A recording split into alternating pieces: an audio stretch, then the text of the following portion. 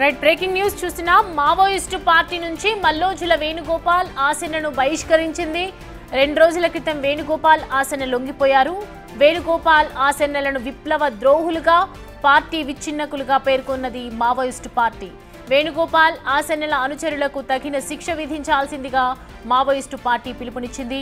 తన తప్పుడు వాదనలను కేంద్ర కమిటీలో పొలిట్ బ్యూరోలో చర్చించకుండా వేణుగోపాల్ పార్టీ క్రమశిక్షణను ఉల్లంఘించారని లేఖలు తెలిపారు. మావోయిస్టు పార్టీని చీలదీసే కుట్రకు మల్లోజుల వేణుగోపాల్ పాల్పడ్డారని ఆరోపించారు. సోను ఆయన అనుచరులు శత్రువుకు లొంగిపోతే లొంగిపోవచ్చని, కానీ ఆయుధాలను అప్పగించాలని కేంద్ర కమిటీ ప్రకటన విడుదల చేసిందని గుర్తు చేశారు. వాళ్ళు మాత్రం పార్టీకి, విప్లవ ప్రజలకు చెందిన ఆయుధాలని పార్టీకి అప్పగించలేదన్నారు.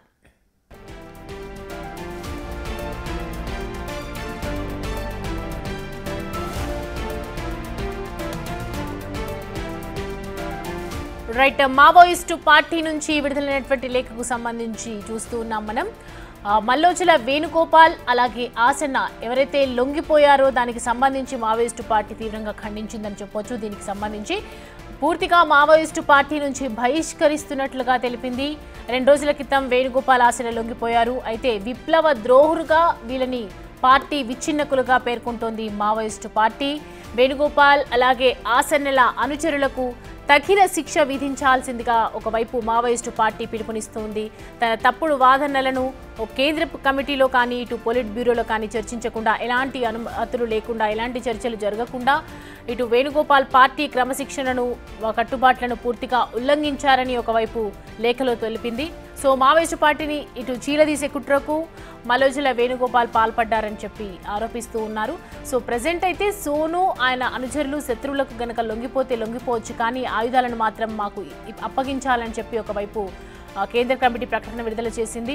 అండ్ ప్రస్తుతం దానికి సంబంధించి మరి మల్లోజుల వేణుగోపాల్ అలాగే ఆసన్న ఏ విధమైనటువంటి చర్యలు తీసుకుంటారు, వాళ్ళ ఆయుధాలు వాళ్ళకి ఇచ్చే అవకాశాలు ఉన్నాయా లేవా, ఏ విధంగా ముందుకెళ్తారు అనేదే ప్రస్తుతం ఉత్పన్నమవుతున్నటువంటి ప్రశ్న. సో ప్రస్తుతం దానికి సంబంధించి కేంద్ర కమిటీకి సంబంధించినటువంటి లేఖ చూస్తున్నాం. ఆ లేఖలో వాళ్ళు మాత్రం పార్టీకి, విప్లవ ప్రజలకు పూర్తిగా ఆయుధాలని అందజేయాలి, మా పార్టీకి అప్పగించాలి అని చెప్పి, లేదంటే తగిన శిక్ష విధించాల్సిందిగా కోరుతూ ఉన్నారు. ఎందుకంటే లొంగిపోవటం పట్ల అనేక అనుమానాలు కూడా వ్యక్తమవుతూ ఉన్నాయి. ఒకవైపు కేంద్ర కమిటీ ఉంది, దానికి సంబంధించి చర్చించాల్సిన అంశాలు ఎన్నో ఉన్నాయి, కానీ కేంద్ర కమిటీలో పొలిట్ బ్యూరోలో తన వాదనలు వినిపించకుండానే ఇలా లొంగిపోవడంపై అభ్యంతరం వ్యక్తం చేస్తున్నాం. వేణుగోపాల్ పార్టీ క్రమశిక్షణను పూర్తిగా ఉల్లంఘించారు అని చెప్తూ ఉన్నారు.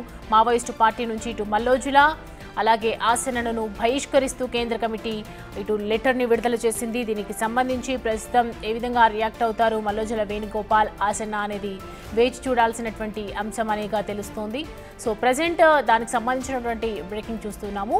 అనుచరులకు, వేణుగోపాల్ అనుచరులకు అలాగే ఆసన్న అనుచరులకు తగిన శిక్ష విధించాల్సిందే అని చెప్పి మావోయిస్టు పార్టీ తీవ్రంగా పిలుపునిస్తూ ఉంది. తన తప్పుడు వాదనలను ఇటు పొలిట్ బ్యూరోలో ఎలాంటి చర్చ లేకుండా వేణుగోపాల్ పార్టీ క్రమశిక్షణకు సంబంధించి కొన్ని కట్టుబాట్లు ఉంటాయి, దాన్ని కూడా ఉల్లంఘించారు అని చెప్పి మావోయిస్టు పార్టీ తెలుపుతోంది. రైట్, ఈ అంశానికి సంబంధించి పూర్తి డీటెయిల్స్ మా అసోసియేట్ ఇన్పుట్ ఎడిటర్ నగేష్ మనకి అందుబాటులో ఉన్నారు మరింత సమాచారం అందించడానికి. నగేష్, చూస్తున్నాం వేణుగోపాల్కి అలాగే ఆసన్నలకు మావోయిస్టు పార్టీ ఇటు బహిష్కరణ లేఖ విడుదల చేస్తోంది. దీనికి సంబంధించి మరి ఆయుధాలను రిటర్న్ ఇచ్చే అవకాశాలు ఉన్నాయనుకోవచ్చా? ఆల్రెడీ ఆయుధాలను వదిలి వాళ్ళు వచ్చారు. ఆసన్న గాని అలాగే మావోయిస్టు పార్టీకి సంబంధించి ఇప్పుడు ఉన్నారు.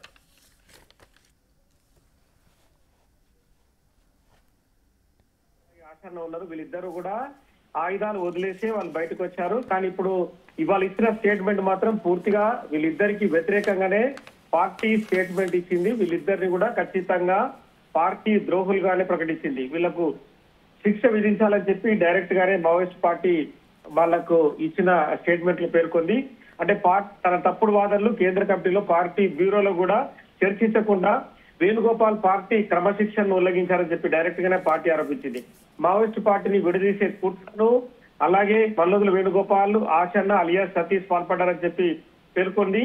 పిఎల్జీఏ సభ్యులను పథకం ప్రకారమే దూరం పెడుతూ వచ్చి తాను తన అనుచరులను కూడా వారు బయటకు వచ్చారని చెప్పారు. మావోయిస్టు పార్టీ శత్రువుకు లొంగిపోవచ్చు కానీ ఆయుధాలు అప్పగించాలని చెప్పి కేంద్ర కమిటీ ప్రకటన విడుదల చేసింది. కానీ పార్టీకి విప్లవ ప్రజలకు చెందిన ఆయుధాలను కూడా పార్టీకి అప్పగించాలని చెప్పి అందులో తన స్టేట్మెంట్ లో పేర్కొంది. పార్టీ ఆదేశాలు పాటించకుండా 50 ఆయుధాలను కూడా శత్రువుకు అప్పగించారు, విప్లవ ద్రోహం చేసి వాళ్ళు లొంగిపోయారని చెప్పి ప్రకటించింది. అంటే శత్రువుకి లొంగిపోయిన పార్టీ సభ్యులైన మల్లుదుల వేణుగోపాల్ గాని, సతీష్ అలియాస్ ఆశన్న గాని 61 మందికి ద్రోహం చేస్తూ వాళ్ళు బయటకు వచ్చారని చెప్పి ఆరోపించింది. వీళ్ళందరినీ కూడా ఖచ్చితంగా తమకు శత్రువులు అని చెప్పి పేర్కొంది. శత్రువులు ప్రజలకు కూడా శత్రువులు అని చెప్పింది. తాత్కాలికంగా పార్టీ వెనుకంజ వేయొచ్చు, కానీ విప్లవ పురోగమనం కోసం ఖచ్చితంగా ముందుకు వెళ్తామని చెప్పి పార్టీ కీలక ప్రకటన చేసింది.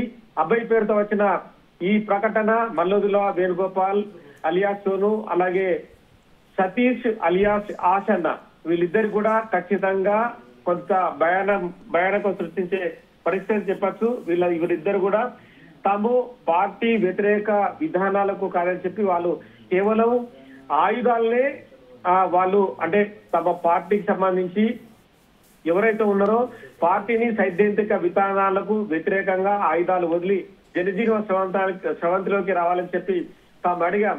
కానీ పార్టీ మాత్రం ఒప్పుకోవడం లేదని చెప్తూ వాళ్ళు చెప్పిన పరిస్థితి. అంటే ఓవరాల్ గా ఏదైతే పార్టీ సంబంధించిన వ్యవహారం ఉందో ఖచ్చితంగా వీళ్ళు విభజించినట్టని చెప్పి పార్టీ అయితే ఇలా పేర్కొన్న పరిస్థితి మనం చెప్పచ్చు. పార్టీ పూర్తిగా అంటే మావోయిస్ట్ పార్టీ అంతమైంది, ఆపరేషన్ కంగారు కొనసాగుతుందని చెప్పి కేంద్రం ఒకవైపు ప్రకటిస్తున్న ఈ తరుణంలో ఆ పార్టీకి సంబంధించిన ప్రకటన రావడం అనేది కూడా ఖచ్చితంగా కీలక అంశమే. అభయ్ పేరిట ఎక్కడి నుంచి లెటర్ వచ్చింది, ఎవరి నుంచి కూడా లెటర్ బయటకు వచ్చిందని చెప్పి ప్రస్తుతం అయితే ఇంటెలిజెన్స్ వర్గాలు అయితే తమకు సంబంధించిన సోర్స్ ద్వారా వెతుకుతున్నాయి. ఛత్తీస్గఢ్ గాని, అటు మహారాష్ట్ర గాని, తెలంగాణ, ఆంధ్రప్రదేశ్ సంబంధించిన ఇంటెలిజెన్స్ వర్గాలు కూడా అబ్బాయి ఈ ప్రకటన ఎక్కడి నుంచి చేశాడు, అబ్బాయి పేరు మీద, ఎందుకంటే ఇప్పుడు పార్టీకి సంబంధించిన పార్టీ చీఫ్ గా కోరుట్లకు చెందిన తిప్పూరి తిరుపతి ఉన్నాడు, ఎక్కడి నుంచి ఈ ప్రకటన చేశాడు, ముప్పల్ లక్ష్మణ్ రావు అలియాస్ గణపతి కూడా ప్రస్తుతం కేంద్ర కమిటీ సభ్యుడిగా ఉన్నా, మల్లారాజిరెడ్డి ఉన్నా, దామోదర్ ఉన్నా, వెంకటేష్ ఉన్నా, ఎవరు ఈ ప్రకటన ఎక్కడి నుంచి జారీ చేశారన్న కోణంలో ప్రస్తుతం అయితే ఇంటెలిజెన్స్ వర్గాలు ఆరాధీసే పనులు ఉన్నాయి. 4 పేజీల సుదీర్ఘ లేఖలో మల్లోదుల వేణుగోపాల్ తను 4 దశాబ్దాల ప్రస్థానాన్ని, అలాగే ఆశన్న అలియాస్ సతీష్ కూడా 4 దశాబ్దాల ప్రస్థానాన్ని కొనసాగించిన వీళ్ళందరూ కూడా రాజ్యానికి అమ్ముడుపోయారని చెప్పి డైరెక్ట్ గానే మావోయిస్ట్ పార్టీ ఆరోపిస్తుంది. వీళ్ళందరూ కూడా మావోయిస్ట్ పార్టీకి సంబంధించి ఎక్కడ కూడా పార్టీ పాలిటీ బ్యూరోలో గాని, కేంద్ర కమిటీలో గాని, అలాగే సుదీర్ఘ చర్చలో కూడా వీళ్ళ అంశాలను ఎక్కడ కూడా చెప్పలేదు. ఎక్కడ చెప్పకుండా డైరెక్ట్ గానే వీళ్ళు రాజ్యానికి అమ్ముడుపోయి లొంగుబాటుకు గురయ్యారు. ఆయుధాలను కూడా కనీసం పార్టీకి అప్పచెప్పకుండా దాదాపుగా 61 మంది లొంగిపోయి 54 ఆయుధాలని మల్లుదుల వేణుగోపాల్ అనుచరులు అప్పచెప్తే సతీష్ అలియాస్ వర్గం కూడా 70కి పైగా ఆయుధాలను అప్పచెప్పారు. మొత్తానికైతే ఈ ప్రకటన తర్వాత మల్లోదుల వేణుగోపాల్ కానీ, ఆశన్న గాని మళ్ళీ ఎలాంటి ప్రకటన ఇస్తారు? ప్రస్తుతం అయితే పోలీసుల సరెండర్ లో ఉన్న వీళ్ళు మీడియా ముందుకు వచ్చి చెప్తారా, లేదంటే వీళ్ళు కూడా ఒక లెటర్ విడుదల చేస్తారా, లేదంటే వీళ్ళ దగ్గర ఫోన్లు ఆల్రెడీ ఉన్నాయి కాబట్టి ఒక ఆడియో మెసేజ్ ద్వారా బయటకు ఏదైనా ప్రకటన చేస్తారనేది చూడాల్సిన అవసరం ఉంది. Right Nagesh, thanks for the updates. మొత్తానికి ఇటు మావోయిస్టు పార్టీ చేసినటువంటి ఆరోపణలు ఒకవైపు ఆయుధాలని తిరిగి ఇచ్చేయాలని చెప్తున్నారు, కానీ వాళ్ళు మాత్రం ఆయుధాలని మేము ఇచ్చేసే వచ్చాము అని చెప్తూ ఉన్నారు. సో మొత్తానికి పోలీసుల సరెండర్లో ఉన్నటువంటి వీళ్ళు ఇద్దరు వేణుగోపాల్ అలాగే ఆసన్నలు ఏ విధంగా రియాక్ట్ అవుతారు, మరి మీడియా ముందుకు వచ్చి చెప్తారా, ఈ విషయానికి సంబంధించి ఏం మాట్లాడతారు, లేఖ విడుదల చేస్తారా అనేది